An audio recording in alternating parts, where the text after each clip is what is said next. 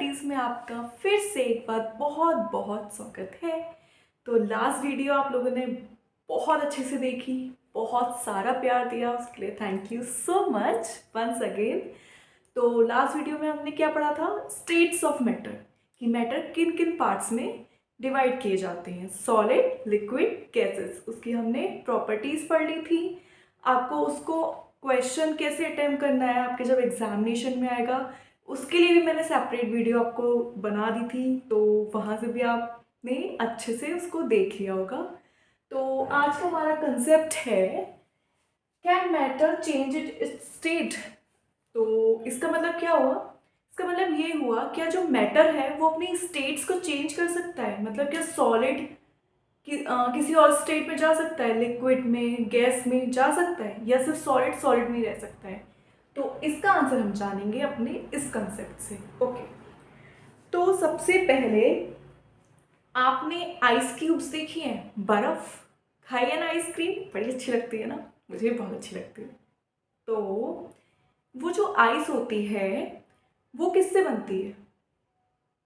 आप लोग क्या करते हो, वो आपके घर में जो रेफ्रिजरेटर्स होते हैं, फ्रिज होते हैं, उसमें आप क्या करते हो, पहले एक कंटेनर या जो आइस क्यूब प्लेट होती है, ठीक है, उसमें आप क्या करते हो, पहले पानी भरते हो ना, फिर पानी भर के आप फ्रीज़र में रख देते हो, तभी तो वो आपके कुछ टाइम बाद आपके वो आइस क्यूब्स चेंज हो, आइस जो वाटर है वो आइस क्यूब्स में चेंज होता है या आइस में चेंज होता है ना। तो यानी कि मैटर अपनी स्पीड जो स्टेट है वो तो चेंज कर सकता है। क्या मैटर गैस में भी बन सकता है? जो सॉलिड है वो भी गैस बन सकती है। हाँ, एग्जाम्पल आपके सामने है। कैसे? पानी गर्म करते हो ना, सबसे इजीएस्ट एग्जाम्पल, आप वाटर को बॉईल करते हो ना, तो क्या करते हो, थोड़ी देर बाद आप उसको या तो ढक देते हो, या ये भी छोड़ो, ढकते भी नहीं हो, क्या करते हो, कभी कभार क्या होता है, पानी जब आप उसको बॉईल कर रहे होते हो तो देखते हो कि कभी कभार इतना बॉईल हो चुका होता है पानी कि साइड से एक लाइन बन चुकी होती है कंटेनर पे, देखते हो हल्की सी ब्राउनिश या येलो जैसी लाइन बनती है, अगर ज़्यादा बॉईल नहीं हुआ है तो लाइट येलो। तो क्या होता है, पानी की जो आपको जो क्वांटिटी है वो कम लगती है ना, कि पानी कम आया है ना, आपने एक ग्लास पानी को बॉईल करा, लेकिन पानी फुल 1 ग्लास नहीं रह के थोड़ा सा कम आता है, या जितनी देर आपने बॉईल करा वो कम आता है। ऐसा क्यों? ऐसा भी इसलिए क्योंकि जो मैटर है वो अपनी स्टेट चेंज कर लेते हैं। यस, सॉलिड से लिक्विड, लिक्विड से gas, matter can change their states in any way. Yes, तो यही इस कंसेप्ट में समझाया जाएगा। तो ये क्या एग्जाम्पल है कि जो आइस है, आइस भी छोड़ो, सबसे पहले स्टार्ट करते हैं हम कि सॉलिड में हमने क्या माना, सॉलिड में हमने माना आइस को, ठीक है, आइस को हमने सॉलिड में माना। फिर लिक्विड में हमने क्या करा, फैमिलियर हम सबसे ज़्यादा किससे हैं, वाटर से, पानी से। फिर आते हैं हम गैस पे, वाटर वेपर्स कहते हैं उन्हें, ठीक है, वेपर्स मतलब भाप, जो भाप बन जाती है ना, वही होती है वेपर्स। तो देखो, एक वाटर के मॉलिक्यूल्स 3 स्टेट्स में चेंज हो सकते हैं, आइस भी बन सकते हैं, वाटर भी रह सकते हैं, वाटर वेपर्स भी बन सकते हैं। सोचो ऐसा क्यों? ऐसा इसलिए, क्या हुआ, सबसे पहले जब ये आइस थी, ठीक है, आइस जब थी, आइस को आपने क्या करा, मेल्ट करने की कोशिश करी। तो मेल्ट कैसे करेंगे उसको, मेल्ट उसको इस तरीके से कर सकते हैं कि आपने जो है वो फ्रीज़र का टेम्परेचर ज़्यादा होगा ना, जो बाहर टेम्परेचर होगा, जो आपके रूम का टेम्परेचर होगा है ना, वो तो ज़्यादा होगा ना फ्रीज़र के टेम्परेचर से। तो आपने क्या करा, वो जो टेम्परेचर था, मतलब जो आइस क्यूब्स फ्रीज़र में थे, वो आपने किचन में ला के रख दिए। तो थोड़ी देर बाद आप क्या देखते हो कि वो लिक्विड में चेंज हो गए, पानी बन गया उनका। ऐसा क्यों? क्योंकि क्या हुआ, आपने उनको टेम्परेचर ज़्यादा दे दिया, जो टेम्परेचर उनको ज़रूरत थी आइस बने रहने के लिए वो उनके पास नहीं रही। अब वो टेम्परेचर ज़्यादा हो गया, टेम्परेचर ज़्यादा हो गया, तो मैंने उसका कंसेप्ट क्या बताया था कि काइनेटिक एनर्जी पार्टिकल्स की बढ़ जाती है। अब काइनेटिक एनर्जी कैसे बढ़ी, देखो, टेम्परेचर ज़्यादा दिया, काइनेटिक एनर्जी मतलब रेंडमनेस, पार्टिकल्स अब खुले हो गए, भागने लगे इधर उधर। अरे हमें तो जगह मिल गई मूव होने की, क्योंकि सॉलिड में से कंजस्टेड रहते हैं ना, एक जगह पे चुपचाप शांति से बैठे हुए। वहीं जब टेम्परेचर उनको मिला तब वो बिल्कुल थोड़े से नॉर्मल हो गए कि अब हम थोड़ा इधर उधर मूव कर सकते हैं। ठीक है, तो उनकी पार्टिकल्स की क्या हो गई, काइनेटिक एनर्जी बढ़ गई। तो ये हम कैसे कर सकते हैं कि हमने क्या दिया, टेम्परेचर दिया। तो जब टेम्परेचर दिया तो काइनेटिक एनर्जी बढ़ गई।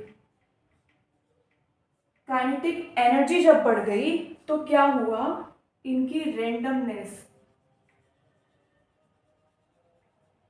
रेंडमनेस मतलब कह सकते हो कि उनको फ्री जगह मिल गई, फ्री स्पेस मिल गया मूव होने के लिए। ठीक है, तो अब क्या हो गया, जब फ्री स्पेस मिला, ठीक है, ये रैंडमनेस कैसे हुई, देखो रैंडमनेस, ठीक है, अब पार्टिकल्स थे, ठीक है, जब उनको टेम्परेचर मिला तब क्या होगा, उनमें वाइब्रेशन होने लगते हैं। आपने सुना भी होगा जब पानी गर्म होता है तो उसमें से आवाज़ आने लगती है, तो वही तो पार्टिकल्स की काइनेटिक एनर्जी है। पार्टिकल्स को एनर्जी मिल रही है मूव करने के लिए, उनमें वाइब्रेशंस हो रही है, मतलब एक दूसरे से टकरा रहे हैं। जैसे एक वाटर मॉलिक्यूल ये है और एक ये है, ये एक दूसरे से टकरा रहे हैं, एक दूसरे से टकरा के आगे बढ़ रहे हैं, टकरा के आगे बढ़ रहे हैं, टकरा के आगे बढ़ रहे हैं। ठीक है, तो पार्टिकल्स की क्या हो रही है कि पार्टिकल्स वाइब्रेट हो रहे हैं, vibrate with greater speed.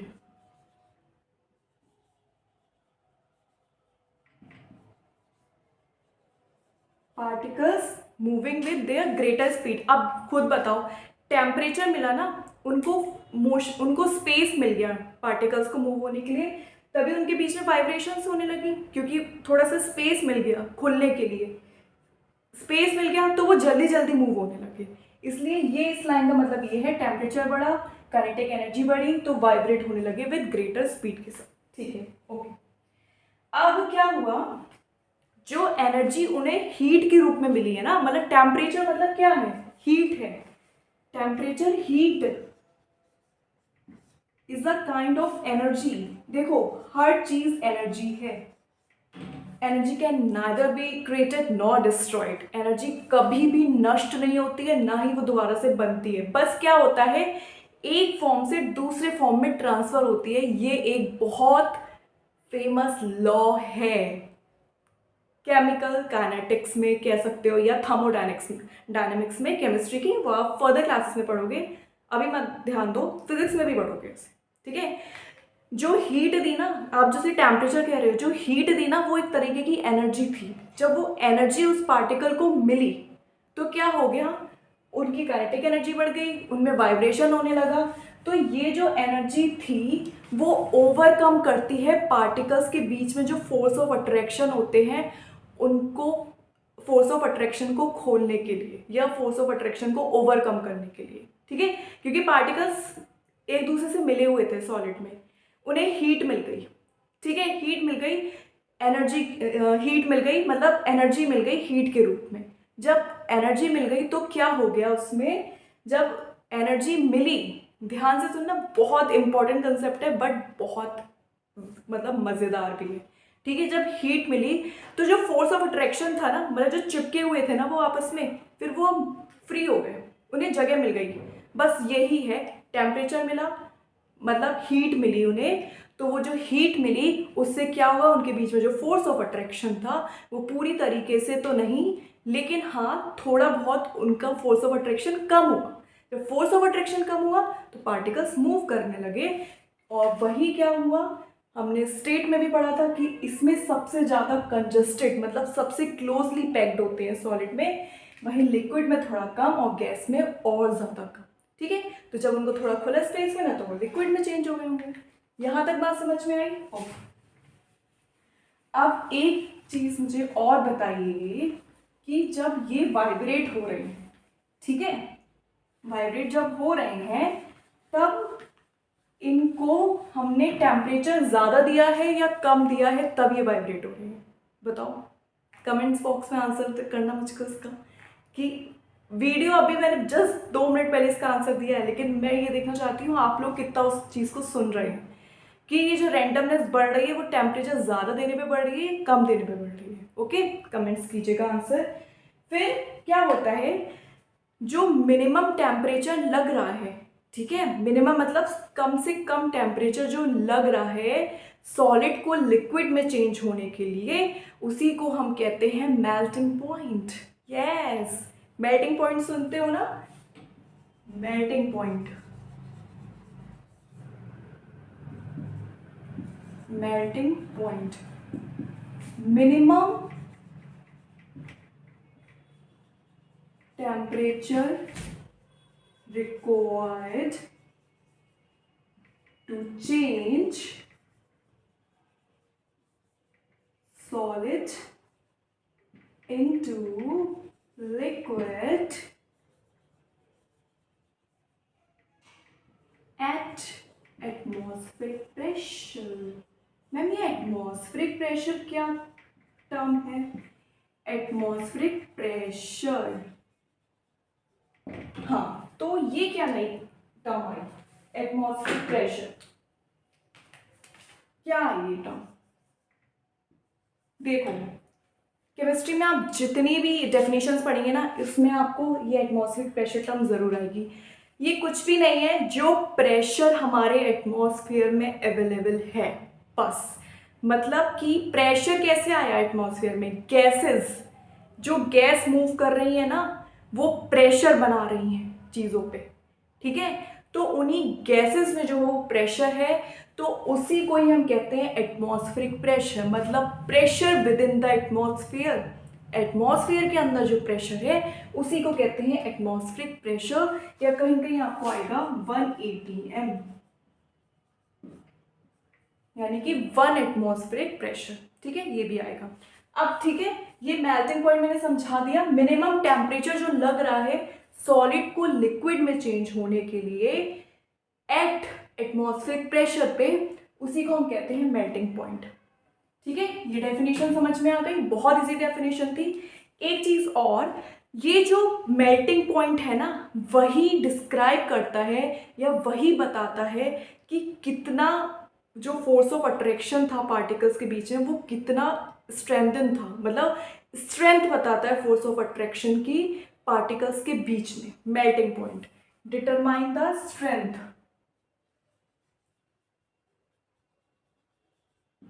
Determine the strength. Strength कह सकते हो कि आप वो पार्टिकल्स कितने मजबूती से आपस में जो थे जुड़े हुए थे। Determine the strength of force of attraction between the particles.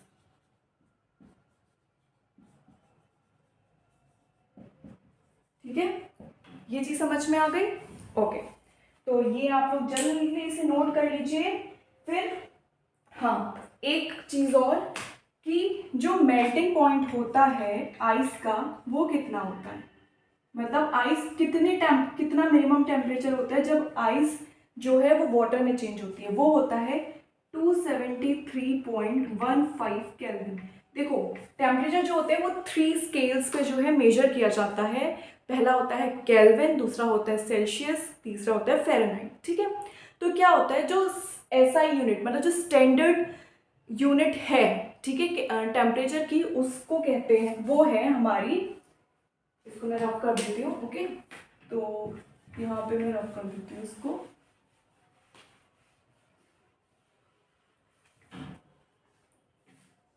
SI unit, unit of temperature, standard unit, standard, ठीक है, या international standard system. Okay, unit of temperature is kelvin, जो कि कैपिटल के से डिनोट करी जाती है, ठीक है। तो मेल्टिंग पॉइंट जो आइस का है वो 273.15 केल्विन है। इसको कहीं कहीं आपको 273 केल्विन भी मिलेगा, क्योंकि ये राउंड ऑफ हो जाता है, तो इसलिए ये सिर्फ 273 केल्विन रह जाता है। ओके, नेक्स्ट ये है कि जब क्या हो रहा है, जब सॉलिड से लिक्विड हो रहा है, सॉलिड जब लिक्विड में कन्वर्ट हो रहा है तो इस प्रोसेस को कहते हैं फ्यूजन। क्या कहते हैं? फ्यूजन। जब सॉलिड लिक्विड में चेंज हो रहा है तो उसको हम कहते हैं फ्यूजन। ठीक है, यानी कि जब बर्फ पानी बन रहा है तो उसको हम कहेंगे फ्यूजन, प्रोसेस ऑफ फ्यूजन। ये क्वेश्चन आ सकता है 1 वर्ड में आप लोगों के। ठीक है, ये बात समझ में आ गई? ओके, नेक्स्ट है लेटेंट हीट ऑफ फ्यूजन। अब क्या हो रहा है, एक पॉइंट है लेटेंट हीट ऑफ फ्यूजन। अब देखो, इसके नाम में ही इसकी डेफिनेशन है, बस समझना। लेटेंट मतलब होता है हिडन, मतलब छुपी हुई। ठीक है, हीट काइंड ऑफ एनर्जी, मैंने बताया था। Fusion is a process to convert solid into liquid. Okay, मतलब कि ऐसी हीट, ऐसी एनर्जी जो कि छुपी हुई थी सॉलिड को लिक्विड में चेंज करने के लिए, उसे कहते हैं लेटेंट हीट ऑफ फ्यूजन।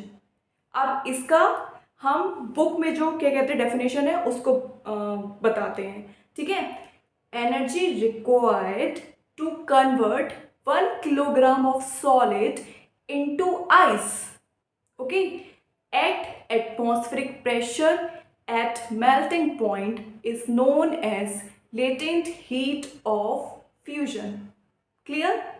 देखो क्या हुआ, इसका क्वेश्चन है कि एक क्वेश्चन इसमें मैं राइज करती हूँ, मतलब इसमें एक कंसेप्ट, एक क्वेश्चन ही बता देती हूँ। ये क्वेश्चन है, can temperature rises when ice melts into water। ठीक है, बहुत अच्छा क्वेश्चन है, समझने की कोशिश करना बहुत अच्छी तरीके से इसको। क्या हो रहा है, पूछा है क्या टेम्परेचर बढ़ता है अगर हम जो आइस है वो जो वाटर में जब चेंज होती है? तो इसका आंसर क्या होगा? नहीं। क्यों मैम, ऐसा क्यों हो गया? ऐसा इसलिए हो गया क्योंकि जो हम हीट, जो एनर्जी हमने क्या करा, आइस को दी। ठीक है, आइस को मेल्ट होने के लिए जो एनर्जी हमने दी, वो क्या करा, पार्टिकल्स के बीच में जो फोर्स ऑफ अट्रैक्शन था ना, मतलब पार्टिकल्स कितने मजबूती से एक दूसरे से जुड़े हुए थे, ठीक है, वो उन्हें मिल गई, मतलब पार्टिकल्स को वो एनर्जी मिल गई। अब वो जब एनर्जी मिल गई तो क्या हो गया, वो फ्री हो गए। फ्री मतलब बिल्कुल फ्री नहीं हो गए, उनमें स्पेस आ गया। जब उनमें स्पेस आ गया तो उनकी रैंडमनेस बढ़ गई, उनकी काइनेटिक एनर्जी बढ़ गई, उनके अंदर वाइब्रेशन बढ़ गया। तो वो जो वाइब्रेशन बढ़ा ना, वो जो काइनेटिक एनर्जी बढ़ी ना, वो उस हीट की वजह से बढ़ी जो कि हमने दी थी सॉलिड को लिक्विड में चेंज करने के लिए। आप समझ में आया वो हिडन वर्ड कहाँ से आया, लेटेंट वर्ड, वो यहीं से आया कि वो जो एनर्जी, छुपी हुई एनर्जी कहाँ से आई है, जो एनर्जी हमने सॉलिड को दी और वो एनर्जी कहाँ पे चली गई, उन force of particles, force of attraction को तोड़ने के लिए। वो जो एनर्जी चली गई ना, जो छुप गई है, उसे ही कहते हैं लेटेंट हीट ऑफ फ्यूजन। और वहीं से ये आंसर भी आता है कि टेम्परेचर राइज नहीं हुआ है अगर आइस जो है वो मेल्ट हो रही है, क्या कहते हैं, वाटर में। ठीक है, आइस कितने टेम्परेचर में मेल्ट होती है? 0 डिग्री सेल्सियस पे। ठीक है, 0 डिग्री सेल्सियस पे जो है वो आइस मेल्ट होती है। एक बात और, अगर मैं इतने टेम्परेचर पे आइस ले लूँ और इतने ही टेम्परेचर पे मैं जो है वो वाटर ले लूँ, तो बताओ किस में ज़्यादा रैंडमनेस होगी, या कौन ज़्यादा तरीके से किस में ज़्यादा एनर्जी होगी? इतने ही टेम्परेचर पे मैं अगर आइस ले लूँ और इसी टेम्परेचर का मैं अगर पानी ले लूँ, बताओ किन के पार्टिकल्स ज़्यादा तेज़ी से मूव कर रहे होंगे, आइस के, वाटर के? बताइए। इसका आंसर है वाटर के। क्यों ऐसा इसलिए हुआ क्योंकि जो टेम्परेचर, जो एनर्जी हमने दी हीट के रूप में वाटर को, मॉलिक्यूल्स को, इनमें पार्टिकल्स जो थे वो दूर दूर होने लगे। मतलब पार्टिकल्स के वो एनर्जी मिल गई, इसलिए वो जो है वो मूव करने लगे, वो रैंडमली जो है वो वाइब्रेट करने लगे। तो जब वो वाइब्रेट करने लगे तो वो पार्टिकल्स जो है उनमें ज़्यादा एनर्जी आ गई। ठीक है, ज़्यादा एनर्जी आ गई, इसलिए जो अगर हम मेटल आइस को छोड़ के वाटर को लें तो वाटर के पार्टिकल्स ज़्यादा अच्छी तरीके से मूव कर रहे होंगे एट 0 डिग्री सेल्सियस। ठीक है, अब एक कंसेप्ट और आता है कि क्या होता है, ये चीज़ समझ में आ गई ना कि मैम ठीक है सॉलिड से लिक्विड तो बन गया, अब क्या गैस में भी बनता है? हाँ बिल्कुल बनता है, latent of heat of fusion में पढ़ लिया। अब एक कंसेप्ट आता है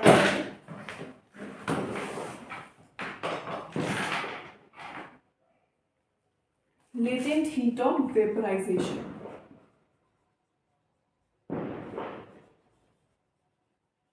वेपराइजेशन, जब हम लिक्विड से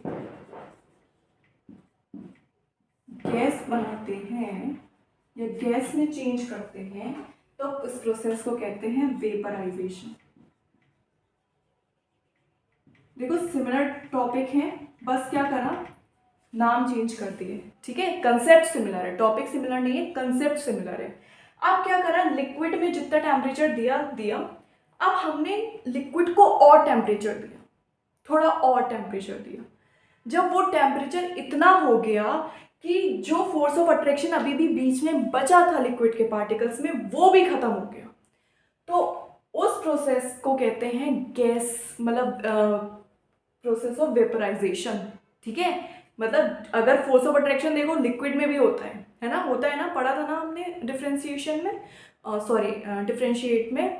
तो क्या करा था, डिफरेंशिएट जब करा था हमने, तो इसमें भी पार्टिकल्स के बीच में जो होता है वो मीडियम होता है, नॉर्मल सा फोर्स ऑफ अट्रैक्शन होता है। लेकिन जब वो भी नहीं बचा तो उसी प्रोसेस को कहते हैं वेपराइजेशन।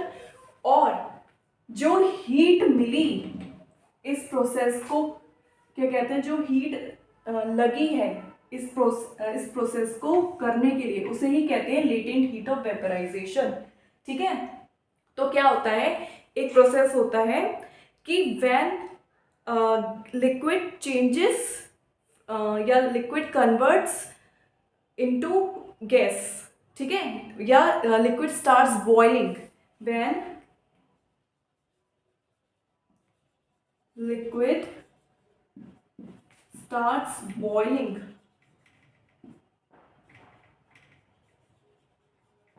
at certain temperature, मतलब एक कोई फिक्स टेम्परेचर होता है, certain temperature is called boiling point। देखो दोनों चीजें आ गई, बॉइलिंग पॉइंट भी आ गई और मेल्टिंग पॉइंट भी आ गई। ठीक है, ओके। और बॉइलिंग पॉइंट ऑफ वाटर कितना होता है, 373 केल्विन। ठीक है, समझ में आ गया, वाटर जो है वो 373 केल्विन पे जो बॉयल होना स्टार्ट होता है। अच्छा, एक ये कन्वर्जन है कि जो है हम लोग तो सेल्सियस में यूज करते हैं ना, तो हमें कैसे पता चलेगा कि ये कितना टेम्परेचर है सेल्सियस में? बहुत इजी है, ये स्केल होता है। ठीक है, कि माना जाता है कि 0 डिग्री सेल्सियस का मतलब होता है 273.15 केल्विन। इसको हम अप्रोक्सीमेटली 273 केल्विन भी कह देते हैं, क्योंकि ये जो है वो पॉइंट में आ जाता है, या इसको राउंड ऑफ कर देते हैं। ठीक है, अब 0 डिग्री सेल्सियस वाटर का जो था वो फ्रीजिंग पॉइंट था। ठीक है, मतलब पानी जो है वो कितने टेम्परेचर पे लिक्विड में चेंज हो रहा है। अब क्या आता है, अब दूसरा कंसेप्ट ये आता है कि ये 0 डिग्री को मतलब इतना मान लिया, तो यानी कि मैम जो तो ये 373 डिग्री था वो कितना सेल्सियस होगा। अब देखो बहुत अच्छा है, अगर आपको जो है वो कन्वर्ट इनटू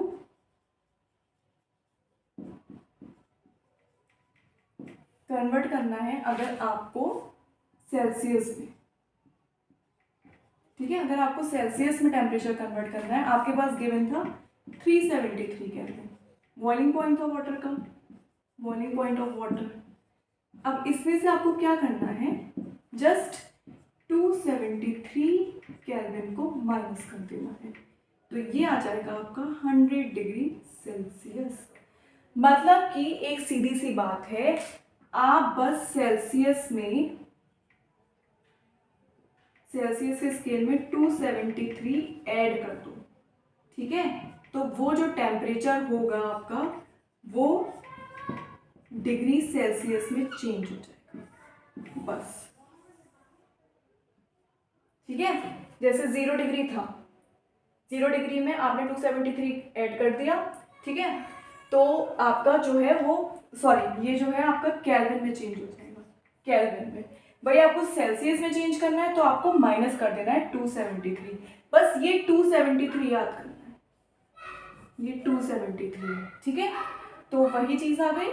अगर आपको ये 100 जो दिया था, 100 दिया था, तो 100 आपको ऐड कर देना है 273 में, तो ये आ जाएगा आपका 373 केल्विन। देखो आगे वही चीज़, बस यही कंसेप्ट था। बहुत इजी था कि हम जो स्टेट्स हैं, जो मैटर की स्टेट है, उसको हम कैसे चेंज कर सकते हैं अगर हम टेम्परेचर को यूज़ करें। क्या टेम्परेचर जो है वो हमारी मैटर की स्टेट्स को चेंज कर सकता है? तो ये पूरा कंसेप्ट था। इसको आप बुक में थॉरोली पढ़िएगा, बहुत अच्छे से कंसेप्ट समझ में आ जाएगा। नहीं समझ में आएगा तो प्लीज़ कमेंट बॉक्स में आंसर कीजिएगा या क्वेश्चन राइज कीजिएगा। और प्लीज़ वीडियो अच्छी लग रही हो तो प्लीज़ लाइक कीजिए, शेयर कीजिए और चैनल को सब्सक्राइब कीजिए as much as you can and change the way of your thinking. Thank you.